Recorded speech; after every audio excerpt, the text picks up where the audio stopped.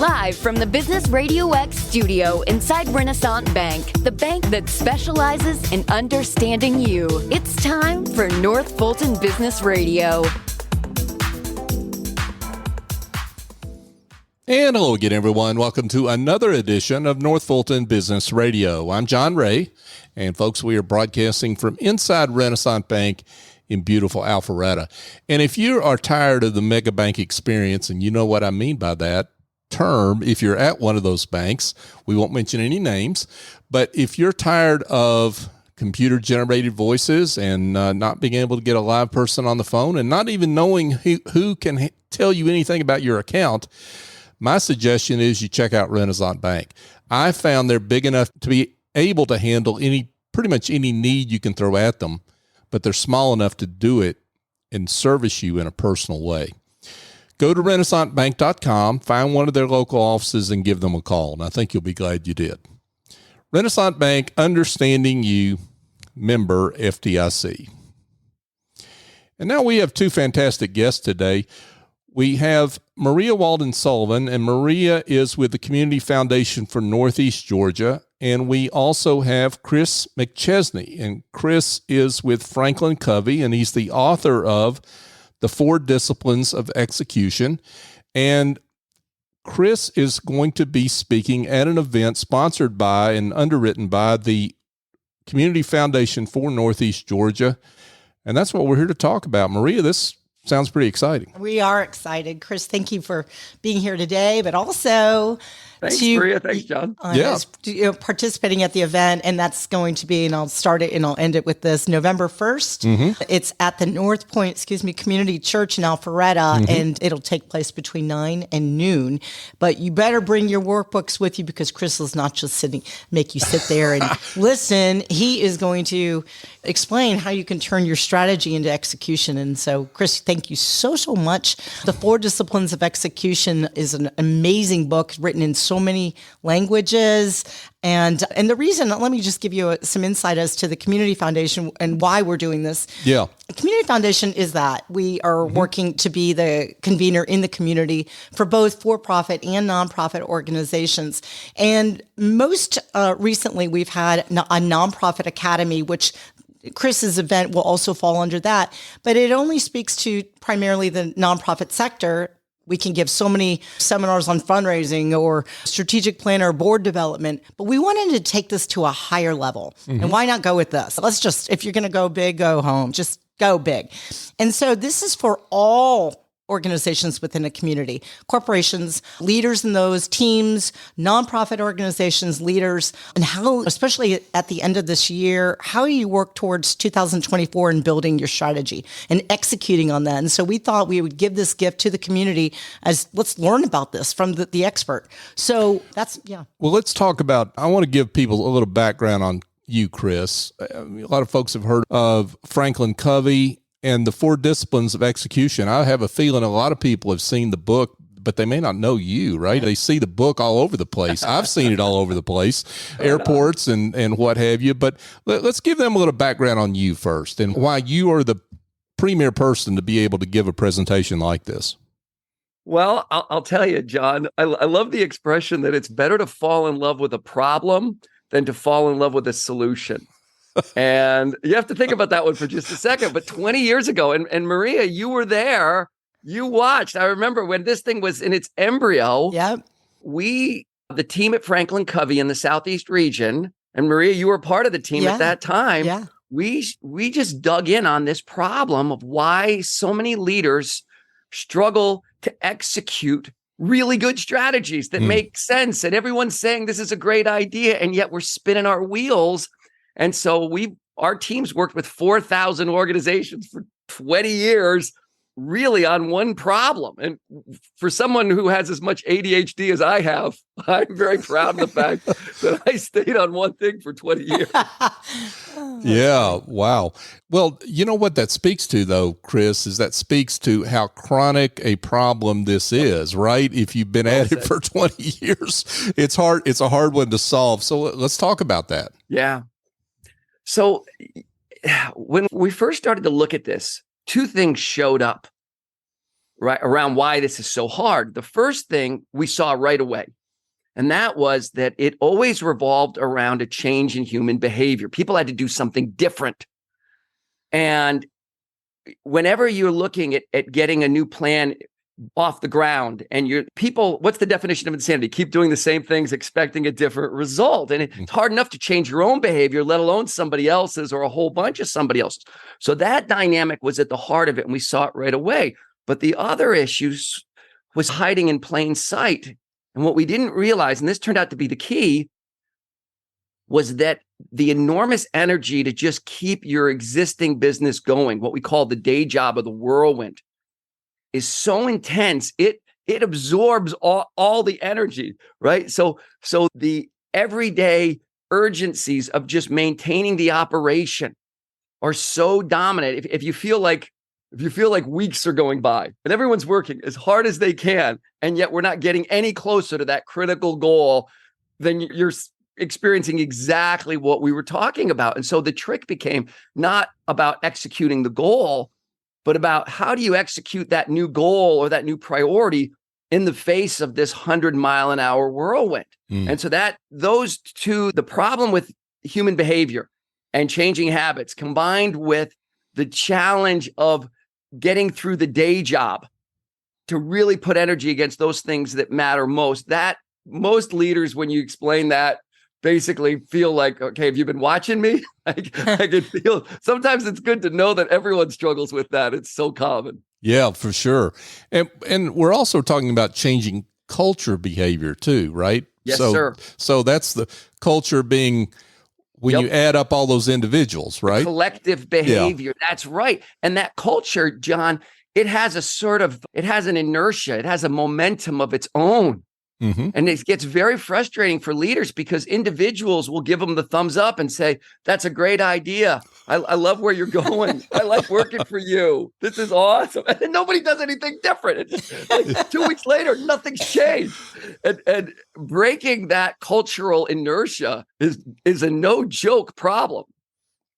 And so how has the pandemic and the aftermath affected all this? The work at home, now we're going back to the office, now we're hybrid, now we don't want to work at all, or whatever the buzzwords are, right? How has all this environment changed all that? Well, I think in the last couple of years, we've learned two things about this. The first thing that we learned was the fundamental principles of good execution don't care if you're at home or at work. There was actually some good news for organizations that are struggling to get people back to work because it doesn't rely on the personality of a charismatic leader. You know, what the disciplines of execution are about is engaging people in something that feels like a winnable game. And that can be done virtually. That's the one thing that we saw. There was another thing that we started to see though as well. And it had less to do with the virtual work and more to do with the uncertainty in people's lives. During the pandemic, do you remember that feeling of just feeling like everything was fluid, everything was in motion? Mm-hmm. I don't know what I'm doing with my parents. I don't know what I'm doing with my kids. Right. Like they're in school, they're out of school. We can't visit mom. We're worried about mom. We talk to her through the screen door at the back of the house, like weird stuff. And we started to do a little research on this idea that human beings can only handle so much uncertainty at one time. And then they don't deal with it at all.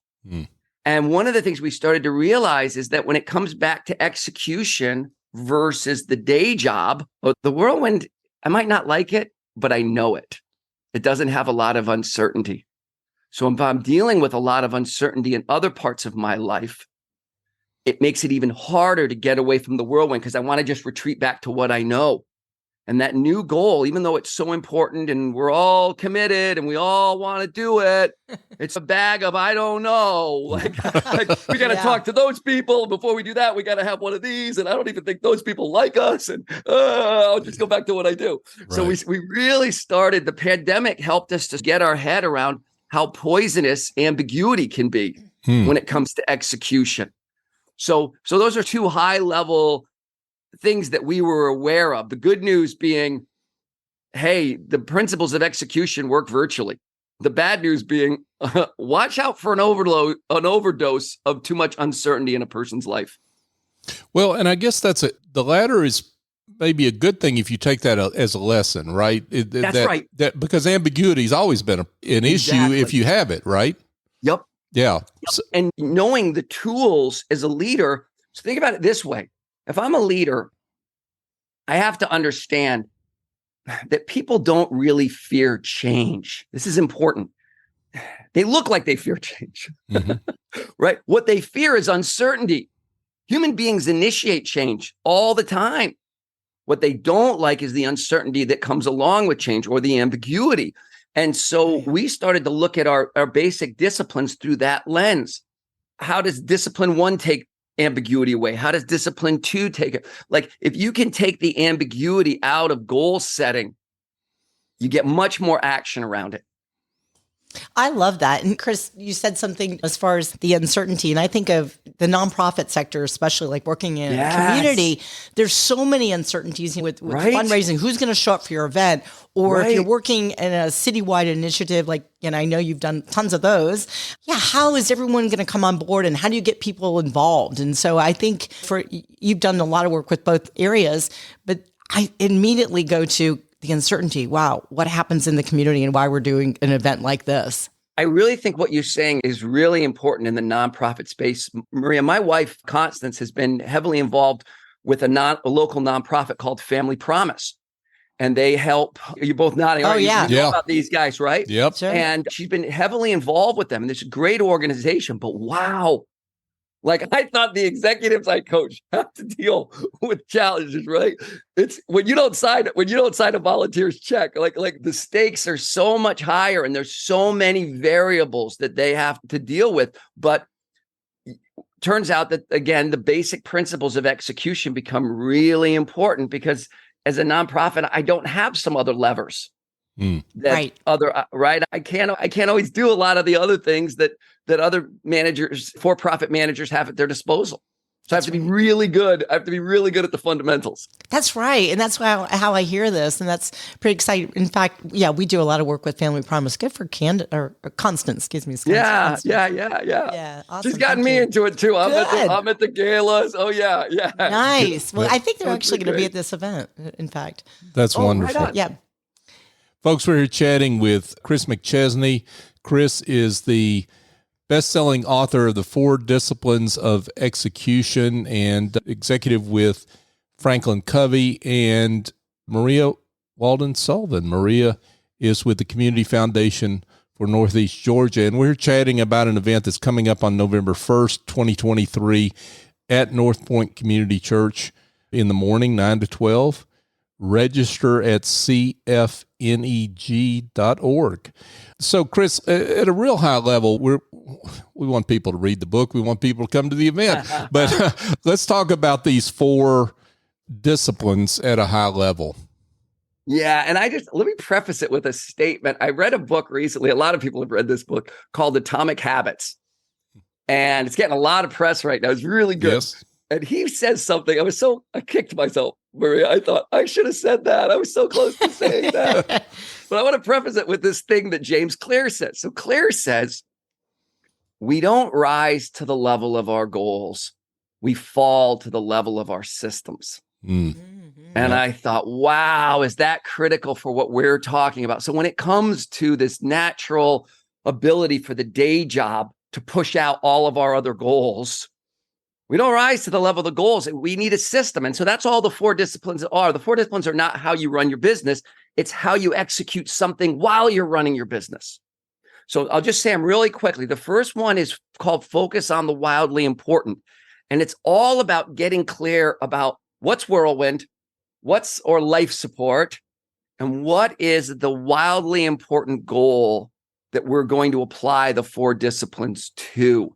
And how do we define that? We need to give it a starting line, a finish line, and a deadline, right? What kind of goal is a wildly important goal? Well, it needs to be something that requires a high degree of human buy-in or emotional energy. And so discipline 1 is all about getting clear on that target. So I know, okay, sometimes we say whirlwind +1. So I got my whirlwind. I just got to survive. And then I get 1 + 1. And if I can do whirlwind +1, I can survive. All right. So that's discipline 1. Discipline 2 is called act on the lead measures. And so what we know is if the wildly important goal, that's what we call a lagging measure, a lead measure is something that I can do, something that I can measure, I've got control over, and it's going to lead me to the lag measure. So for instance, if my lag measure was weight loss, my lead measure, of course, would be calories and exercise. Or I might have a personal goal to run a 5K in under 22 minutes, right? And my lead measure is running 12 miles a week. Or my child wants to get a 3.5 GPA. And there's a lead measure on current homework average or number of hours spent studying. But what we found was this notion of lead measures and leverage can apply to anything. And so the second discipline is about how do I simplify it? I know there's 30 things I really ought to be doing to achieve this goal. But what are the 1 or 2 that if I just owned those, right? With everything else I'm doing, if I just own a couple of lead measures, it feels like a really good bet that I'm going to get the goal. And when you narrow, so we were talking about ambiguity earlier, like when you get people to narrow down these lines and say, okay, that's whirlwind. That's my goal. These are my lead measures. Just getting clear, the ambiguity goes down. And then the third and fourth one, I'll say really easily. The third one, I got to see it. The third one's all about creating a compelling scoreboard, or as we like to say, throw the game on switch. Right? It's hard to go that mental thing in your brain where you go game on. Like that's hard to do if I'm looking at 15 dials. Right. Right. So I got everything in the whirlwind and then I got my game on switch. Right. That's number 3. And then number 4 is called create a cadence of accountability. And the only way to get through that whirlwind is you have to have a cadence, a march of accountability against that lead measure. The 1 or 2 things we're going to do every week to make sure that lead measure happens. And so, right, we don't rise to the level of our goals. We fall to the level of our systems. This is a very simple system for just putting some jet boosters on that one thing that's got to get through the whirlwind. And I'm a little embarrassed that we were 22 years figuring out what I just told you. Well, we've been refining, John. We've been working the rough spots off. Well, here's the good news is that anyone who comes to this event won't take them 22 years. They're going to be, right? That's right. Don't you wish you could go back in time and tell yourself some really obvious things 20 years ago? Yes, absolutely. But that's the whole purpose, folks. Come to this event and learn from what Chris has spent a whole lot of time refining. Chris, what can people expect when they come to this event? Yeah, if you can't tell, I have a very short attention span and a whopping case of attention deficit hyperactivity disorder. So I like to keep things fast and fun. Mm-hmm. And we're going to go through kind of 2 parts. We're going to talk about the problem, then we're going to talk about what to do about it. And we'll use a bunch of different examples, and I'm going to keep them in little mental activities. So working at your table and working through these things. So I don't want people to just come away with a sort of philosophical idea. I want them to come, pick a problem, and then work that problem through the morning and literally have a simple little system that they can employ the next day so that human beings are built for purpose and progress. And when you see somebody get burned out, it's not from the work, it's from a sense of futility. And so giving people tools to make progress, I think is fundamental to a great culture and a positive, healthy professional life. Yeah. Wow. That's amazing. I am so excited. I'm sitting here. I know your attention deficit, and you were there at the beginning. I'm right now feeling your energy, and I can't wait for everyone to see it live on November 1st. And so we're excited to have you. Really. Thanks. Thank you for doing this, Maria. And John, thanks for having this conversation with us today. We really appreciate it. Absolutely. But I do want to give directions for those, Chris, that may be listening to this after the event and want to catch up. They want to learn more about your work and the book, and let's give them directions on how they can find that. Yeah. So if one quick way is to go to the website, Chris McChesney, and Chris is CHRIS and McChesney is MCHESNEY, like Kenny Chesney, only without the biceps and an MC at the beginning. That's the easiest way I can It's Chris McChesney, 4dx.com. Or just hit me on LinkedIn if you want. Chris McChesney on LinkedIn. And we'll get you set up with the books or direct you to people at FranklinCovey. Anything you want to know. Or Maria, have them come to the event. So yeah, absolutely. Come to the event, folks. But if you missed out, that's a good place to connect with what Chris has got to offer. But Maria, let's give the details one more time. Deets? Yep, the deets one more time. So this again is on November 1st. It's in 2 weeks, roughly. No. 10 days. Yeah. Wednesday. It's a Wednesday morning. Wow. From 9 to 12, we are having a breakfast from 8:15 to 9. So if you'd like to join us for that, it's hosted by the North Point Community Church. This is not a religious event. I've actually had people ask me that. This is for business. This is about learning how to execute on those strategies going into the new year, especially. And so this is a gift to your team. And you could register at CFNEG, and that's C as in Charlie, F as in Frank, N as in Nancy, E as in Edgar, G as in goat.org. I'm dating myself. I remember my parents saying that over the phone, like when they were saying it's always with an E. You know, it was like just like that. But yeah, we'd love to have you. You could always reach out to me on, it's M Walden-Sullivan at cfneg.org. Yeah, those are good ways for you to come on. We'd love to have you. We have a lot of organizations that have given us tickets, have bought tickets. So we have some that we could comp in as a scholarship. So please let me know if you'd love to be there. And this is affordable to everybody. And it's for nonprofits. It's for profits. It's really, if you've got what organization doesn't need help with a little execution, right? So wherever you are in that continuum, this is the event for you. So, wow. Great stuff from Chris McChesney, Maria Walden-Sullivan. Thank you so much for joining us. Thanks, John. Thanks, Maria. Thank you, because I'll see you soon. Yeah, thanks again. Excellent. Thanks, John. Yep. Hey, folks, just a quick reminder. If you are having execution issues in your back office, did you like that segue? If you've got bookkeeping issues or you have just administrative tasks that are weighing you down in your business, well, here's a solution. The team at Office Angels can help. They have a whole team of angels that can fly in, get that work done, and fly out. And they do it on an ongoing or as-needed basis. Your terms, your timeline. They lend a hand when needed and can restore the joy back to your business. Give them a call at 678-528-0500. Let them know we sent you. Explain what your problem is, and they'll be glad to help. And folks, just a couple other quick reminders before we leave today. I've got a book coming out at the end of this year. It's called The Generosity Mindset Method for Business Success. Raise your confidence, your value, and your prices. If that's pricing, business development is an issue for you as a solo or small professional services firm, this book may be for you. If you want more information on that, you can go to thegenerositymindset.com.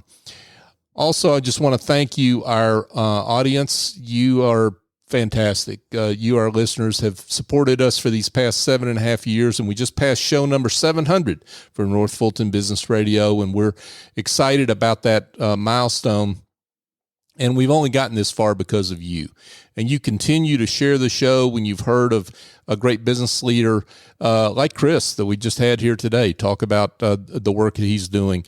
Continue to do that, please. When you hear someone that you think somebody else ought to hear about, please continue to share the show, like us on social media as you've always done, because you help us shine the light on business owners that otherwise might not be found, and you help us live into our mission to be the voice of business in the North Fulton region.